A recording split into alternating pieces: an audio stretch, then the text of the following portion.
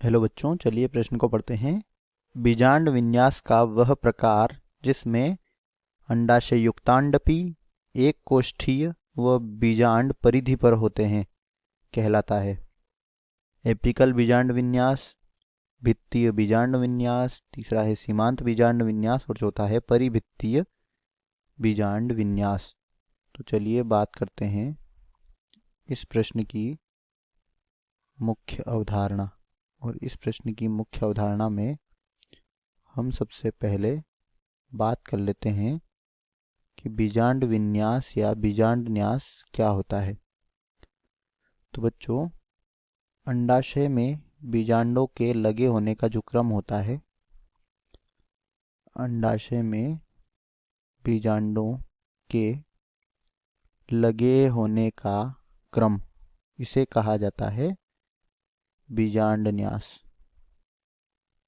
और बच्चों, यहाँ पर हमें प्रश्न में दिया गया है कि ऐसा बीजांड न्यास का वह प्रकार जिसमें क्या हो, अंडाशय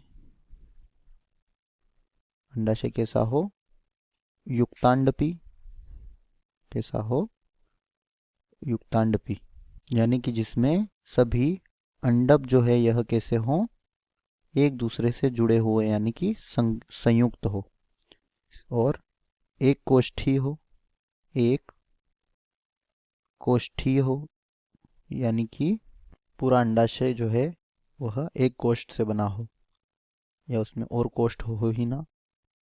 और इसके अलावा जो बीजांड होते हैं यह जब परिधि पर होते हैं यानी कि उसकी भित्ति पर होते हैं, तो इस प्रकार के बीजांड न्यास को क्या कहा जाता है, इस प्रकार के बीजांड न्यास को भित्तीय क्या कहते हैं, भित्तीय बीजांड न्यास या बीजांड विन्यास कहते हैं। तो अगर हम बात करें विकल्पों की, तो पहला है एपिकल बीजांड विन्यास।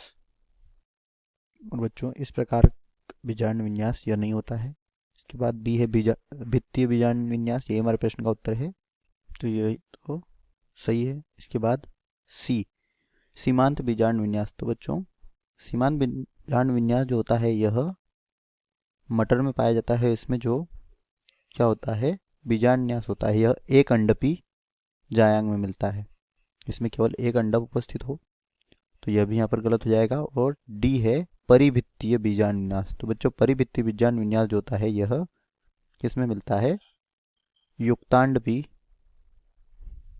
जायांग में मिलता है, परंतु इसमें जो अंडाशय होता है यह बहुकोष्ठीय होता है, इसलिए यह विकल्प यहाँ पर गलत हो जाएगा, क्योंकि जो भित्तीय बीजांड होता है उसमें एक कोष्ठीय अंडाशय होता है, तो यह भी गलत हो गया। दिए गए प्रश्न का सही उत्तर है यहाँ पर विकल्प बी। आशा करते हैं आपको समझ आया होगा। धन्यवाद।